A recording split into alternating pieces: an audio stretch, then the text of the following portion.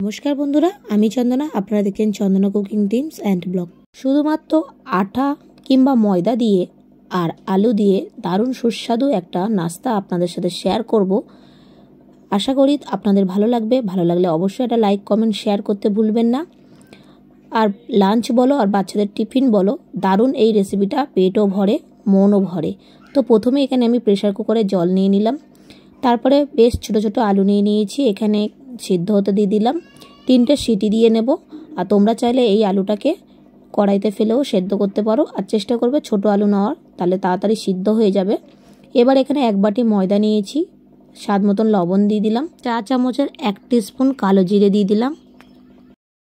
এবারে দিয়ে দিলাম সাদা তেল 3 চামচের মতন, দিয়ে ভালো মতো এটাকে ময়াম দিয়ে নিলাম। শুকনো আগে ময়ামটা দিয়ে নিতে হবে বন্ধুরা, হলে খুবই এই নাস্তাটা খাস্তা হবে আর খেতেও দারুণ লাগে। তো ভালো মতো ময়াম আমার এখানে দেওয়া হয়ে গেছে। এবার অল্প অল্প জল দিয়ে একটা ডো করে নেব। যেমন আমরা নর্মাল রুটি কিংবা পরোটা খাই তেমনই একটা ডো বানিয়ে নেব। এবারে এটাকে আমরা ঠিক 15 মিনিট রেস্টে রেখে দেবো ঢাকা দিয়ে। তো এটা ঢাকা দেওয়ার পর এবারে আমরা চলে এসেছি গ্যাসের উপরে। যে প্রেসার কুকারে আমরা আলু দিয়েছিলাম সেই আলুটা আমাদের হয়ে গেছে। আর আলুটাকে খুলে হাওয়া বের করে দেবে না বন্ধুরা, এটা অটোমেটিক যখন খুলে যাবে সেই আলুটাই সেদ্ধটা ভালো হবে, তো নাহলে ভিতরটা কাঁচা থেকে যাবে। এবারে আমি আলুর খোসাগুলো ছাড়িয়ে নিলাম। আলুটা ছাড়াতে ছাড়াতে একটা কথা বলি বন্ধুরা তোমাদেরকে, ভিডিওটা যদি ভালো লেগে থাকে অবশ্যই শেয়ার করো আর একটা লাইক করতে ভুলো না। চ্যানেলে নতুন হলে চ্যানেলটাকে সাবস্ক্রাইব করার অনুরোধ রইল। এবারে আলুটাকে আলু মেশার দিয়ে ভালো মতো ম্যাশ করে নিতে হবে। আর এটা গরম অবস্থায় কিন্তু ম্যাশ করতে হবে, ঠান্ডা হয়ে গেলে আলুটা একদম দালা দালা হয়ে থাকবে, ভালো মিহি হবে না। দেখতেই পাচ্ছ আমি কিভাবে একদম ম্যাশ করে নিচ্ছি। তো এইভাবে চেপে চেপে ম্যাশ করে নিতে হবে। এবারে এখানে দিয়ে দেবো কিছুটা পরিমাণে ধনেপাতা কুচি, কিছুটা পরিমাণে পেঁয়াজ কুচি, লঙ্কা কুচি, স্বাদ মতো লবণ আর চাট মশলা। চাট মশলার অপশনাল, দিতেও পারো নাও পারো, কিন্তু চাট মশলাটা দিলে মুখরোচকটা খুব সুন্দর খেতে লাগে, তার জন্য আমি দিয়েছি এখানে। আর তোমরা চাইলে চাট মশলার জায়গায় আমচুর পাউডারও দিতে পারো। আলুটা ভালো মতো মাখা হয়ে গেছে, আলুটাকে একটা সাইড করে দিচ্ছি। এবারে যে ময়দাটা মেখে রেখেছিলাম সেই ময়দাটা এবারে 2টো ভাগে ভাগ করে নেব। ময়দাটা আমাদের 15 মিনিট রেস্টে রাখার পর অনেকটাই কি সুন্দর নরম হয়েছে, দেখতেই পাচ্ছ বন্ধুরা। এবার এটাকে পুরো 2টো ভাগে আমি ভাগ করেছি, 2টো লেচি করে নিয়েছি বড় বড় সাইজের। এবারে রুটি বেলনির মধ্যে আমি একটুখানি ঘুরিয়ে নিয়ে আটার গুঁড়ো দিয়ে, যেরকম নর্মাল আমরা রুটি খাই ঠিক সেমনই একটা রুটি বেলে নেব। কিন্তু পাতলা হবে না আর একদম মোটাও হবে না। আমি কেমন রাখছি সেটা তোমাদেরকে দেখাচ্ছি বেলে। তো দেখতেই পাচ্ছ বন্ধুরা, কতটা পাতলাও না আর মোটাও না, মিডিয়াম রেখেছি। এবারে যেই আলুর পুরটা আমরা রেডি করেছিলাম সেই পুরটা এরকমভাবে দিয়ে দেবো।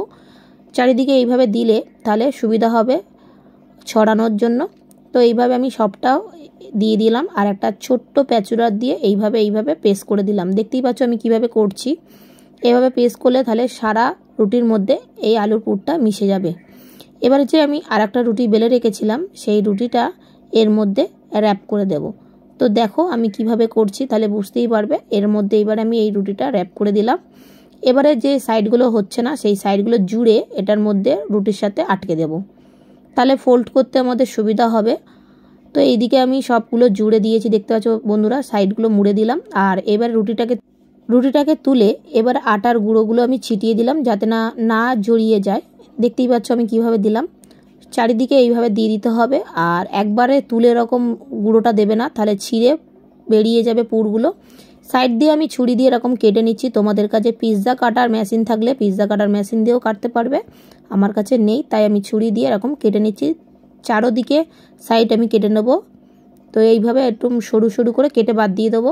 বন্ধুরা তোমরা চ্যানেলে সাবস্ক্রাইব করছো আর আনসাবস্ক্রাইব করে দিচ্ছ, এইগুলো করো না, কারণ একটা চ্যানেলে অনেকটা বড় ক্ষতি হয়ে যায়। আর একটা চ্যানেলে দাঁড় করাতে অনেক পরিশ্রম লাগে, তাই তোমাদের কাছে রিকোয়েস্ট করছি সাবস্ক্রাইব করার হলে করবে, নাহলে আনসাবস্ক্রাইব করবে না, চ্যানেলটা অনেকটাই ক্ষতি হয়ে যায়। তো এইভাবে এরকমভাবে আমি পিস করে দিচ্ছি।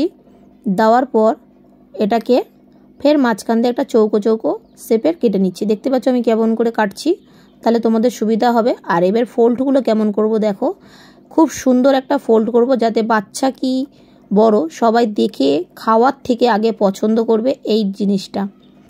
দেখতে পাচ্ছ আমি কত সুন্দর একটা ডিজাইন আনলাম। তো এইটা এমন কোনো হ্যাবাক না যে খুব কঠিনও না, এটা যে কেউ দেখলে এটা পেরে যাবে। তো এইভাবে আমি আর একটা করে দেখাচ্ছি তোমাদেরকে সুবিধা হওয়ার জন্য। তো এইভাবে নিয়ে ঠিক এই দিক দিয়ে এরকম মুড়ে দিতে হবে, তাহলে সুন্দর একটা ডিজাইন চলে আসলো বন্ধুরা, দেখতেই পাচ্ছ। আর মনে যদি করো যে আলুগুলো বেরিয়ে যাচ্ছে, তাহলে আলুগুলো একটু চেপে ঢুকিয়ে দেবে, ঠিক সুন্দর একটা শেপ চলে এসছে। তো বাকিগুলো আমি সব এরকমভাবে সাজিয়ে নেব। আমি আবারও একটা দেখিয়ে দিলাম তোমাদের সুবিধার জন্য।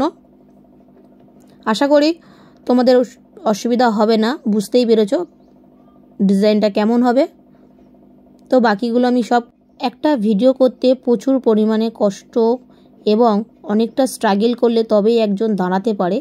তাই প্লিজ তোমাদেরকে রিকোয়েস্ট করছি, আনসাবস্ক্রাইব করো না। গ্যাসের উপর একটা কড়াই বসিয়ে নিয়েছি, বেশ কিছুটা সাদা তেল দিয়ে দিলাম। সাদা তেলটা গরম হয়ে গেছে, আর গ্যাসের ফ্লেমটাকে একদম লো টু মিডিয়ামে রেখে এবারে আমি এই পুর ভরা নাস্তাগুলো দিয়ে দিলাম, ভালো করে লাল লাল করে ভেজে নিলাম। সন্ধ্যের আড্ডায় বলো, আর বাচ্চাদের টিফিনে বলো, আর কিংবা লাঞ্চ বক্সে বলো, এগুলো দারুণ লাগে খেতে। বাচ্চারা যদি না পরোটা না খেতে চায়, তাহলে এইভাবে একবার বানিয়ে দেখতে পারো, পেটটাও ভরবে আর মনটাও ভরবে। আমি প্রথমেই বললাম, তাই এখনও আবারও তোমাদের সাথে আমি একটু শেয়ার করে দিলাম যে এত সুন্দর দেখতে ডিজাইনটার জন্য বাচ্চারা আপসে খাবে এবং বড়রাও খাবে। তোমাদের যদি ভালো লেগে থাকে অবশ্যই একটা লাইক করো। আর এটা খাওয়ার জন্য আলাদা করে কোনো তরকারি লাগে না, কারণ চাট মশলা দেওয়া আছে। আমি তাও এর জন্য একটু সস নিয়ে নিলাম। সস দিয়ে যে দারুণ লেগেছিল তোমাদেরকে বলে বোঝাতে পারবো না। আর অবশ্যই বানিয়ে দেখো, কেমন লাগলো আমাকে জানাতে ভুলবে না। ভালো থাকবে বন্ধুরা, সুস্থ থাকবে। আবার নতুন রেসিপি পাওয়ার জন্য আমার চ্যানেলটাকে সাবস্ক্রাইব করে রাখার অনুরোধ রইল। ভালো থাকবে বন্ধুরা, সুস্থ থাকবে। আবার কোনো নতুন রেসিপি নিয়ে আসবো।